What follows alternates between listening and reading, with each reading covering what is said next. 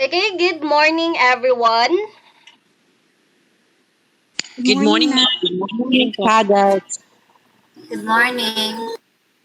Okay, so how are you all today, class? Are you doing well? Are you good? Doing We great are po, good. ma'am. Okay, so kindly Rest greet your po. classmates a good morning, please. Morning, Good class. morning, everyone. Okay, Good very morning, good. Judy Manlipit and Kenrich. BFF ang tunay. Okay, so thank you for that. So as for this juncture, a moment of silence, please, where we will be having our opening prayer. So let us ask some guidance to our dear Almighty Lord to guide us all the way throughout our discussion, okay?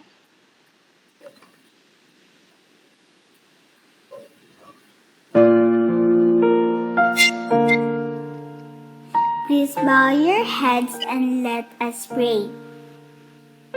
Dear Jesus, please show me how to spend this day sharing your love in every way.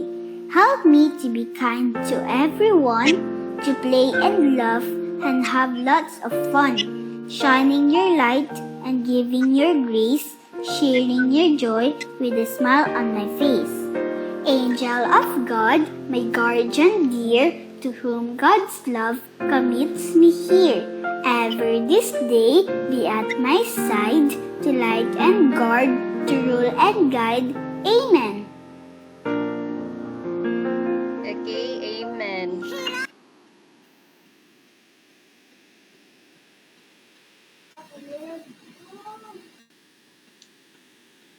Kindly next slide, please. Okay, so once again, class, good morning. My name is Teacher Kim, and I am your instructor for today's discussion. So, my pleasure to meet you, class. Kindly next slide, please.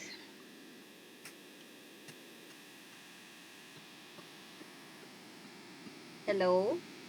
Kindly next slide. Is it visible po, ma'am? Nag-next slide na po ako. Not yet. Okay, so right now we will be checking your attendance, okay? So once your name is called, kindly say present, okay? Mr. Kenrich Albaran. Present po, ma'am. Good morning. Okay, very good. How about Miss Judy April Manliklik? Present po, ma'am. Okay, very good. How about Mr. Gian Carlo Lisbos? Present po, Teacher Kim. Very good. And last but not the least, Miss Trisha May Paras. Okay, Present po, very ma'am. good. Okay, so kindly give yourselves a big round of applause, class, because all of you were present. So no one is absent. Very good. Good job, class. Okay. Okay, kindly next slide, please.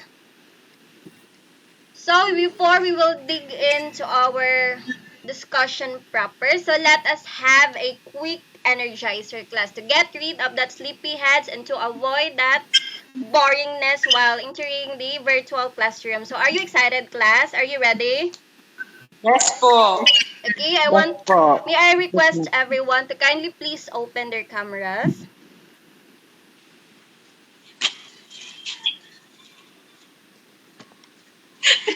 Okay. Kindly take note, class, ha? I will be recording those students who participate and those who are not, okay?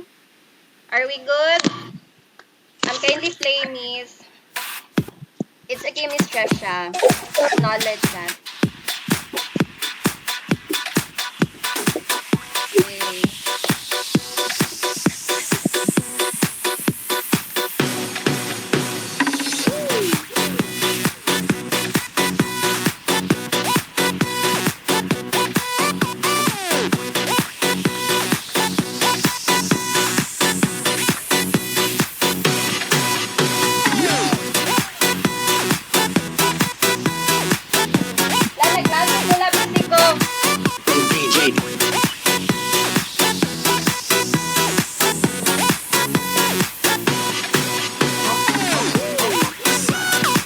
Okay, kindly stop, miss. Okay, so much for that. Gian is twerking. Wow, I love that. Okay, so are you energized, class? Yes, Hello? ma'am. Okay, Yes po, very ma'am. good. Okay, thank you so much to those who participated. So I know no, most of you is doing their best to copy the steps on the screen. So very good. Keep it up, class. Okay, kindly next slide. Okay, so before we will learn about the learning outcomes, let us first have the review of the previous topic. So, who among you here can share or recall what was our topic last discussion? So, just a short background class. Ako po, Anyone? Okay, very good. Very attentive, Mr. Albaran. Kindly share us. Um, based on what I have remembered po, our discussion last meeting po is we tackle about Fable po, and I believe Fable is a short fictional story po that conveys a moral or a lesson through the use of animals po or inanimate objects as characters po. And I believe it is crucial because Fable serve us as powerful tools for teaching and imparting wisdom po after tackling complex concepts in a simple and accessible manner po. And that's all po. Okay, so let's give a big round of applause for Mr. Albaran for a very informative response and outstanding answer. Okay, so to wrap it up, class, so our topic class discussion was all about fable. So a fable is a short story that teaches a lesson or conveys a moral. So it is crucial because it is a sophisticated way to teach moral and life lessons to our students. Okay, so very good. Kindly next slide, please. Okay, so may I introduce to you our learning outcomes or what are your expectations or what are you going to learn during this entire discussion? So, at the end of the lesson, the student should be able to first describe and differentiate the characters in the given story. Second is understand the moral or philosophical values portrayed by the main characters. Third one is craft an opening statement highlighting the good morals of the story. Okay. So kindly next slide, please.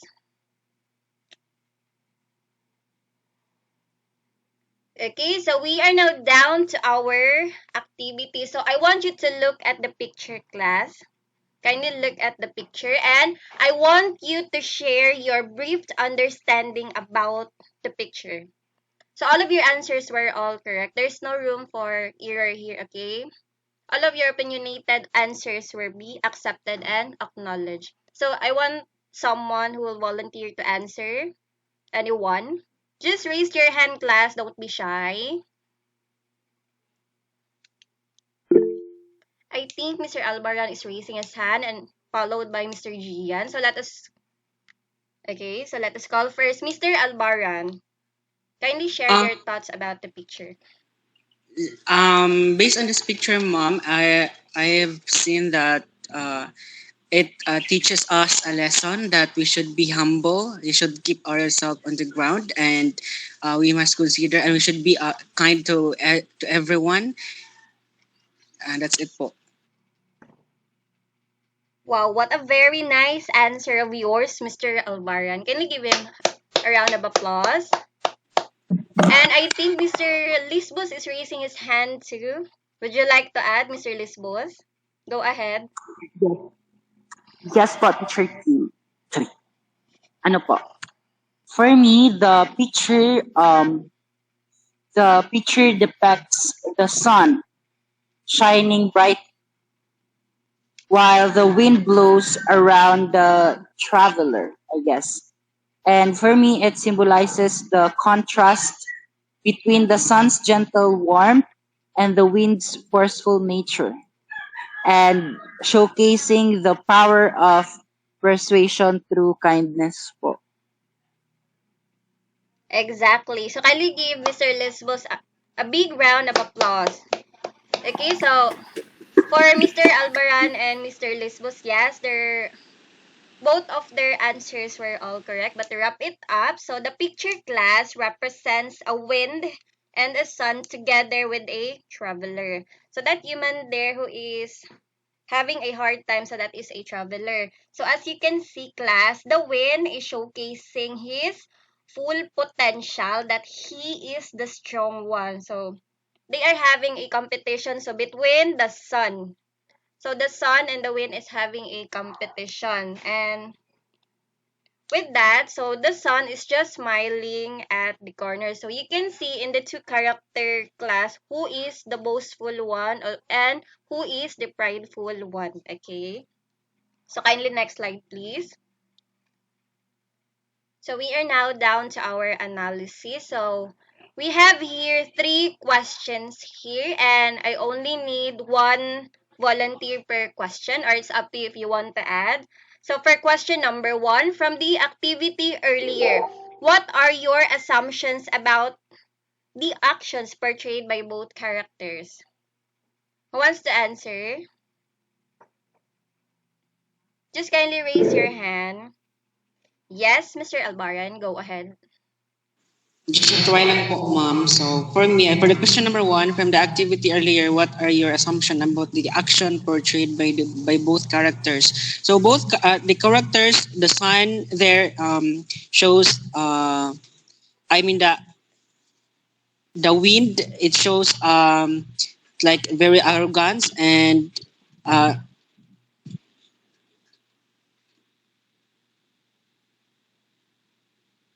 so um, they both the sun and the wind shows uh, an opposite characters po, and the traveler po, you can see in the picture, like it shows perseverance, and it's really he's trying to fight all of those challenges against of those the sun and I mean the sun and the wind. Okay, very informative answer, Mr. Albaran. Very good. How about Mr. Lisbos? You have something to add, Mr. Lisbos? I agree with Mr. Alvaran po that the sun and the wind has their own personality po. That's it. Okay, very good no. So as you can see in the picture earlier, so the two main characters have different opposite strength and potentials, no? Okay, that's it. We will not further discuss that one because later on we will know what is really the big deal of the two main characters and what is their quarrel all about, okay? So for the question number two, so does it really make sense to boast about your potential capabilities? Why or why not? Just raise your hand, class. Okay, Mr. Lesbos, go ahead. Number two, does it really make sense to boast about your potential capabilities? Why or why not? For me, no. I think that it's better to focus on cultivating your skills and letting your actions speak for themselves, allowing others to recognize your capabilities naturally po. Yes, exactly. Very good, Mr. Lisbos. So to be precise, so we should be humble at all times, okay? So that is the main point of Mr. Lisbos. So for question number three, I want Miss Judy April to answer this one. Okay, so for the question number three, we have here, what do you think will be our topic for today? This is just for my from my prior knowledge, ma'am. I guess we will be tackling about the North Wind and the Sun po. Thank you. Okay, very good. You got it right, Miss Judy April. Okay. Okay, so let us move forward.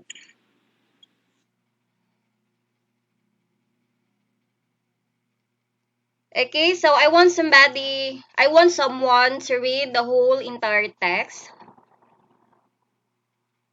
Who wants to read? Yes, Mr. Albaran, go ahead. The North Wind and the Sun. The North Wind and the Sun had a quarrel about which of them was the stronger. While they were disputing with much heat and bluster, a traveler passed along the road wrapped in a cloak. Let us agree, said the Sun, that he is the stronger who can strip that traveler of his cloak. Very well, growled the north wind, and at once sent a cold, howling blast and against the traveler. With the first gust of the wind, the ends of the clock whipped about the traveler's body, but he immediately wrapped it closely around him, and the harder the wind blew, the tighter he held it onto him. The north wind tore angrily at the clock, but all his efforts were in vain. Okay, so thank you so much, Mr. Albaran. How about Miss Judy Manliklik? Kindly continue. Yes, ma'am. So then the sun began to shine. At first, his beams were gentle, and in the pleasant warmth after the bitter cold of the north wind, the traveler unfastened his cloak and let it hang loosely from his shoulders. The sun's rays grew warmer and warmer. The man took off his cuff and moved his brow. At last he became so heated that he pulled off his cloak and, to escape the blazing sunshine, threw himself down in the welcome shade of a tree by the roadside. Okay, so thank you so much. Kindly next slide, please. So, okay, class. So, that is the story of the North Wind and the Sun. Oh, Ma'am sorry, my Alden mic po. is turned off. Sorry. Okay, so that concludes the story of the North Wind and the Sun class. So, how did you feel upon reading the story? What did you feel? Mr. Lisbus, what did you feel upon knowing the whole story of the North Wind and the Sun and why they have a quarrel to each other? Is Mr. Lisbus around? Again? Yes po. I just feel so um overwhelmed, and I realized that the sun's warmth and gentle rays eventually convince a traveler to remove his clock, right? So Yes. it it demonstrates the power of kindness over aggression po. Wow, very good. I like that word, kindness over aggression. So kindly take note of that class. We should be always kind to one another, no matter what capabilities, strengths, or power do we have. So we should keep our feet on the ground, okay? So we should not be arrogant and be prideful. Okay, how about this quotation here? So this is an interesting one, class. So it says that gentleness and kind persuasion win where force and bluster fail. So it has a connection with the response of Mr. Lisbus earlier. Mr. Lisbus, I want to know some additional ideas about this quotation if you have. Just right. Okay, go ahead. So this quotation, so as I said earlier, that it demonstrates kindness over aggression. So being gentle and using kind persuasion is more effective in achieving success. So the power of compassion and understanding can influence others positively, while aggression and arrogance often lead to negative outcomes po. Wow, very good. So let's give Mr. Lisbos a big round of applause, everyone. What an outstanding answer. Very good. Now, I think Miss Judy April is raising her hand. Do you want to add, Miss Judy? Yes, ma'am. I would Okay, like to add good. on. Go. So I do agree with Mr. D and ma'am. So the phrase gentle and kind persuasion win where force and laughter fail. So it means, ma'am, no, that using a calm and respectful approach to convince or influence someone is often more effective than using or aggression or loud boastful behavior. So when attempts to impose one's will or intimidate others through force or aggressive tactics fail. So we need to employ, ma'am, a gentle and kind approach po, so that we can be more successful in achieving desired outcomes. Thank you. Okay. Another a big round of applause for Miss Judy Mandiklik, everyone. Okay, very good. Very informative and brilliant answer for the both of you, Miss Manliklik and Mr. Lisbo. Thank you so much. Yes, I totally agree with that. So we should be calm and gentle in many ways, no matter what are the situation and no matter what is our position in this society. Okay? Very good, no? Very good answers. Okay, kindly next slide, please. Okay, so we are now down to our application class. So you are going to group yourselves two, into three rather, and craft a sophisticated opening statement by answering this quote. Pride makes us artificial and humility makes us real. So to be presented later. So I will give you enough ample time to prepare for this, and each group must have a representative to present your crafted collaborative statement. So your performance class will be graded according to the rubric below. So we have the time limit, the content, the preparedness, the enthusiasm, the speaks clearly, and creativity. So overall, that is 50% class for the perfect score. So I'll give you enough time to ready your statements there. So I'll give you 5 minutes. Okay, your time starts now.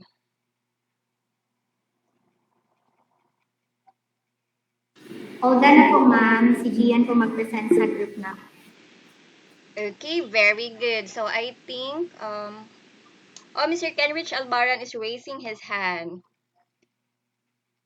Okay, kindly do the honor, Mr. Albaran. So what is your opening statement about this quote? Pride make us artificial and humility make us real. Okay, it's your time to shine, Mr. Albaran. Go ahead. Okay po, so pride may... Wait lang. Oh, Mr. Albaran is happy. He is laughing rather, sorry. Okay po.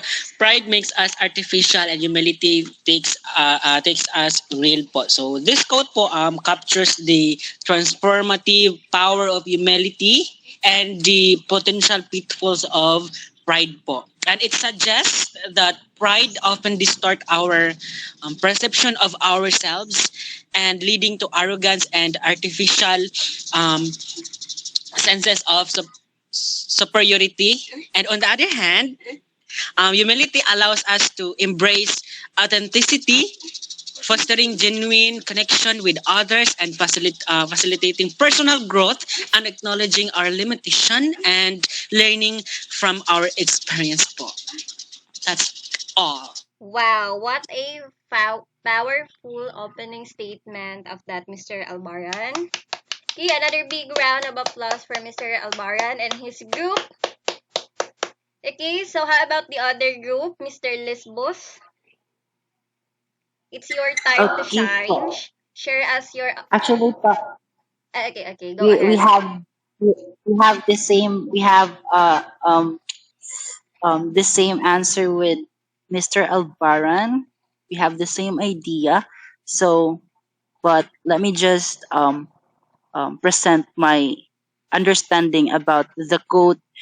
Pride makes us artificial and humility makes us real. So I would say that when we are filled with pride, we often put on a false image and lose touch with our true selves.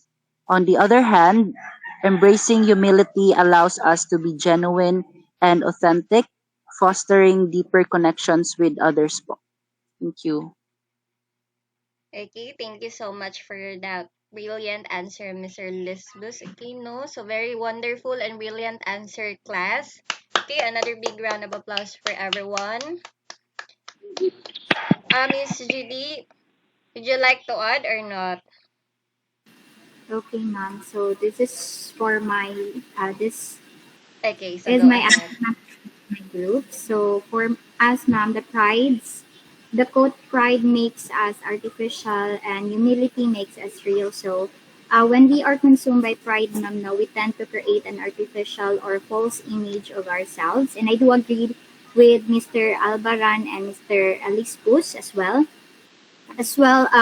Once again, in addition, pride can lead us to exaggerate our achievements. So the essence, ma'am, the quote mentioned or suggested that pride can lead us astray by creating a false persona, while humility enables us to embrace our true selves and foster genuine connections with others po. Thank you. Okay, thank you so much for that very informative answer, Miss Manliklik. Well, no, I am very delighted today, class. All of your answers were all extravagant and very good. Okay? Very brilliant and smart responses. Okay, outstanding. Keep up that class. Thank you. Okay, kindly give a round of applause for yourselves, class. A big round of applause. Okay? Okay, so thank you so much. Okay, so kindly next slide. Okay, here we have the assessment. I know not I have lots of questions on you lately, but I just want you to answer this in a one line or just a short one, okay? So here we have 4 questions. So who wants to answer number 1? Just a short one, class. So that I can assess if you have understand or if you are really into our topic. Okay, Mr. Albaran, go ahead.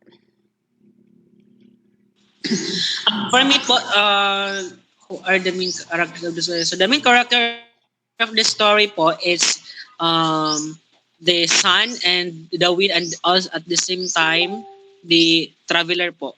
Char. Okay, very good. Exactly. As short as that. Thank you so much, Mr. Albaran. For number 2, I think Mr. Lisbos is raising his hand. So why did the north wind and the sun have a quarrel? So it was stated in the story that the sun and also the wind have uh, a quarrel since they are persuading the traveler to remove the clock. So that's the reason why they have they quarrel with each other to persuade the traveler po. So, of course, no, it is to persuade but somehow who is the stronger one of them. So, they test the traveler. So, the traveler serves as the instrument to test their strength, potential strengths. Okay, so for number 3, who wants to answer? Hello, are you still there? Are you still there, class? Yes, ma'am. I would like to say number three. Miss Judy, would you like to answer number 3? Okay. So the question number three: if you were the North Wind, would you do the same? Why or why not? So for me, ma'am, I would not, because in the story, as you've mentioned or we've tackled earlier, the North Wind and the Sun. The North Wind approach of using force, ma'am, and aggression to try to remove the traveler's clock, no, to prove to be ineffective. So, on the other hand, ma'am, the sun's gentle and warm approach succeed in achieving the desired outcome. So, if I were, ma'am, no, to embody the character of the North Wind, knowing the moral lesson of the story, I would take it as an opportunity to learn from the sun's success po. And the lesson from the story, ma'am, just to add on, is to encourage us to reflect on our actions and choose the path that leads to positive outcome and genuine connections with others po, ma'am. Thank you. Okay, very good, Miss Maliklik. What an outstanding answer. No? Very informative. Mga bright kayo mo, class. I am I feel so delighted and blissful today. So thank you so much for that. Okay, so for the last one. So what have you learned from the story? So feel free to answer yes, Mr. Albaran. For me po, the very important thing that I have learned our discussion or based on the story po is the importance of um, kindness po. That we should be kind to everyone. That, yeah po. Okay, no? So I so thank you so much, Mr. Albaran. No, very clever and elegant answer. Okay, elegance rather. Okay, so to wrap it up, so it teaches us to be humble class and know our place, no? So, di ba, we all have different capabilities that we can showcase in an appropriate manner. So, we should not look down anyone. We should not boast ourselves that we are better than anyone else. Okay, so just keep your feet on the ground because being meek is powerful. Kindly take note of that and stay low key, everyone. Okay, no? Because we are not living in a competition world. So we should be humble at all times. Okay na, wala na i-keep in mind ninyo class. Next slide please. Okay, so for your assignment, so I want you to choose at least one famous Filipino fable and make at least 2 paragraphs addressing the fascinating moral values of the story. Okay, so this will be submitted tomorrow in our Google Classroom class. Okay, so I will just attach a link there for you to attach your outputs. Okay, kindly next slide. Okay, that concludes our discussion for today, class. So thank you so much for this wonderful and fruitful discussion with you, class. And thank you so much for attending to our virtual class and spending your time, even though you're busy, you still managed to come here and participate to the class. So kindly give yourselves a big round of applause, everyone. Okay, so thank you so much, class. So oh, that's so have a nice day ahead, class, and see you next meeting, class. Bye bye. Bye, Goodbye, everyone. ma'am. Thank you.